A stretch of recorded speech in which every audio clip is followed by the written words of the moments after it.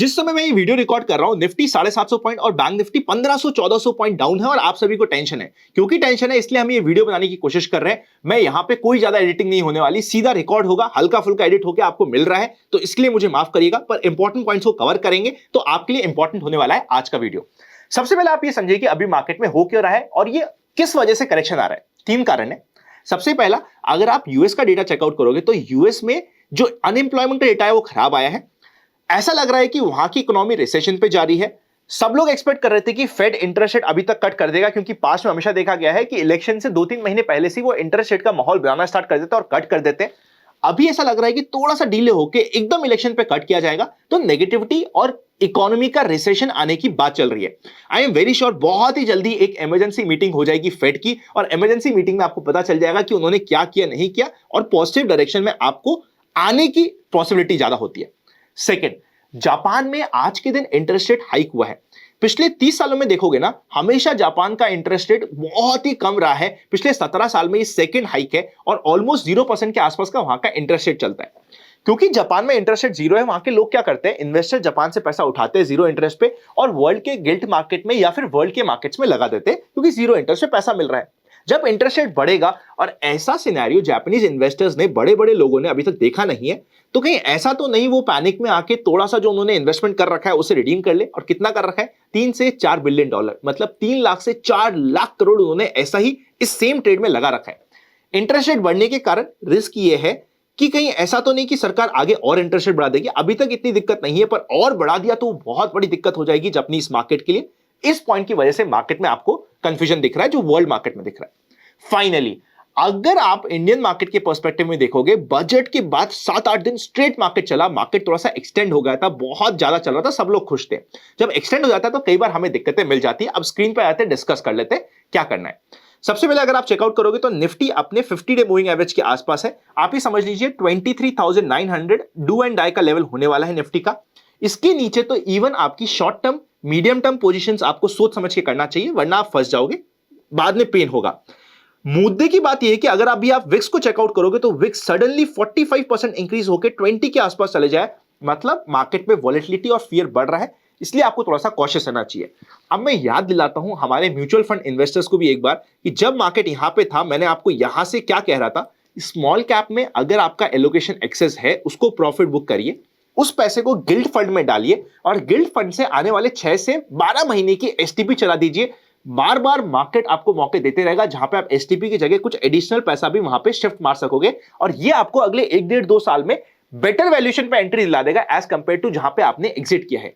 I hope वो चीज आपके लिए यूजफुल हुई रही होगी। मेरा पर्सनल आउटलुक था, मैं कर रहा था, तो मैंने कहा आपको भी बताना जरूरी है। यूजुअली कोई बात करता नहीं कि प्रॉफिट बुकिंग की, मैंने भी कितनी कम करी है सर। 2022 में जब वो एक्सट्रीम हुआ था तब करी थी, अब करी, या कोविड से पहले की तो खैर बात ही छोड़ देते हैं। कितनी कम करता हूं, बट जब करता हूं तो सोच समझ के करता हूं। फॉर एग्जाम्पल मैं आपको एक बार याद दिलाता हूं मैंने कब करी थी इससे पहले प्रॉफिट बुकिंग की बात। हमने इससे पहले प्रॉफिट बुकिंग की बात करी थी यहाँ पे 2021 दिवाली, रादर 2022 नहीं था, 2021 दिवाली में कहा था कि इस दिवाली लक्ष्मी को घर लेके जाइए, और अगले 1 साल का मार्केट आपको वहीं का वहीं मिल गया था, और यहाँ पे वापस से 15,200 पे आई वेंट एग्रेसिव कि भाई अब नहीं डाला तो कब डालेंगे, आप कोई वेट ही करते रहेंगे क्या।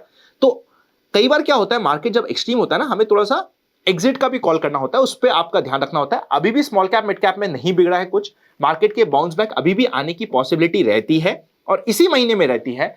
पर उस बाउंस बैक में अगर आपका एक्सेस एलोकेशन हो रखा है स्मॉल कैप मिड कैप में, थोड़ा सा उस एलोकेशन को अपनी रिस्क प्रोफाइल के अकॉर्डिंग काम करना इंपॉर्टेंट होगा। ट्रेडर्स के लिए क्या है, देखिए ट्रेडर्स के लिए इंट्राडे में बड़े कैप्चर करने का मूव का अच्छा समय है। विक्स बढ़ गया है तो मतलब आने वाले 5-7 दिन और आपको बड़े मौके मिले रहेंगे, प्रोवाइडेड आप सही डायरेक्शन में हो। और अगर आपका स्टॉप लॉस हिट हो रहा है तो स्टॉप लॉस हिट करके ले जाना होगा। ओवरनाइट पोजीशन को कैरी करना बंद कीजिए, बिकॉज देखिए होगा क्या, ओवरनाइट पोजीशन अगर आप अल्ट्रा शॉर्ट टर्म ट्रेडर हो, ओवरनाइट पोजीशन ले रहे हो तो दिक्कत क्या होगी। जैसे आज क्या हुआ, सपोज करते हैं यहां पे आपको लग रहा था कि मार्केट सपोर्ट ले लेगा, आपने लॉन्ग किया, सीधा गैप डाउन हुआ और आप ट्रैप होते गए। उसी तरीके से सपोज करते हैं मार्केट एकदम यहां पे क्लोज होता है, आप यहां पे एंट्री लेते हो और मार्केट को शॉर्ट कर देते हो, पता चलेगा मार्केट 300 पॉइंट ऊपर खुल जाएगा और आपका सारा पैसा लग जाएगा। तो ये ओवरनाइट पोजीशंस को थोड़ा सा अनहेज्ड पोजीशंस को कंट्रोल कीजिए, वरना आपको दिक्कत आएगी। म्यूचुअल फंड्स हमने कवर कर लिया। अगर आप म्यूचुअल फंड्स की एसआईपीस कर रहे हो, मैं एक बार शॉर्ट में बात कर लेता हूं। Mutual fund small cap mid cap सोच समझ के काम करना है, थोड़ा प्रॉफिट बुकिंग करने का मौका है, बाउंस बैक पे करना चाहिए। अभी तक कर लिया होगा, नहीं किया तो अभी भी बुरा वक्त नहीं है, अभी भी आपके पास मौके हैं, बाउंस बैक्स में आपको ध्यान देना चाहिए। एसआईपीस का ये बेस्ट समय है। अगर आप एसआईपी एलोकेशन बढ़ा सकते हैं, अगर आप हमारी टीम से कनेक्टेड है तो डिस्क्रिप्शन में अपने आरएम से बात कीजिए डायरेक्टली, नहीं कनेक्टेड है तो डिस्क्रिप्शन और पिन कमेंट पे आपको लिंक मिल जाएगा, फॉर्म भरिए, हमारी टीम आपसे बात करेगी। ये समय एसआईपी करने का बेस्ट है। जब मार्केट सीधा जाता है वो एसआईपी का समय नहीं होता, वो लमसम का समय होता है। नीचे इन्वेस्ट करो, ऊपर रिडीम करो। जब मार्केट यू जाता है तब एसआईपी का बेस्ट समय होता है, प्रोवाइडेड आपका टाइम होराइजन 5 साल का है। तो एसआईपी अगर हमारे साथ करना चाहते हो तो लिंक आपको डिस्क्रिप्शन पिन कमेंट में मिल जाएगा। एसआईपी पे फोकस कीजिए, म्यूचुअल फंड इन्वेस्टर ये बेस्ट समय है। अगर डिप मिलता है 50 डे मूविंग एवरेज के नीचे मार्केट जाता है तो शायद आपको टॉपअप करने का भी मौका मिल जाए। फोकस रखिएगा, हम यहां पे डिस्कस कर लेंगे। Short term medium term investor है, स्टॉप लॉस को फॉलो कीजिए, ओवरनाइट पोजीशन को ध्यान में रखिए। इंट्राडे पोजीशंस में आपको अच्छे पॉइंट्स कैप्चर करने का मौका मिलेगा तो उसके ऊपर फोकस कीजिए। स्टॉक स्पेसिफिक भी मौके मिलेंगे on the positive side bounce back के लिए, मतलब मार्केट कोई सीधा ऐसे नहीं जाता जाएगा। मार्केट जब नीचे आ रहा है तो कहीं सपोर्ट लेगा 50 और 100 डे मूविंग एवरेज के आसपास, जहां पे आपको शायद स्टॉक स्पेसिफिक मौके मिलेंगे। स्टॉक स्पेसिफिक में कहां पे फोकस हो सकता है? डिफेंसिव में। डिफेंसिव का मतलब क्या होता है? यार कहीं ज्यादा तो नहीं हो गया, मेरे को बता देना यार क्या होता है, मेरे को लगता है आपको जरूरत है। तो जो मेरा थॉट प्रोसेस चल रहा है मैं पूरा बताने की कोशिश कर रहा हूं। कभी आपको लगे अनंत ये तो ज्यादा बात होगी तो मुझे बोल देना, मैं शॉर्ट वीडियोस बनाने की कोशिश करूंगा। पर कभी कभी लगता है मन से कि यार लोग डरे हुए हैं, लोग पैनिक कर रहे हैं, उनको जरूरत है, तो उस हिसाब से थोड़ा बड़ा बन जाता है वीडियो। डिफेंसिव्स क्या होते हैं? फार्मा हो गया, एफएमसीजी हो गया, कंस्ट्रक्शन में बात करें तो सीमेंट सेगमेंट हो गया फॉर एग्जांपल।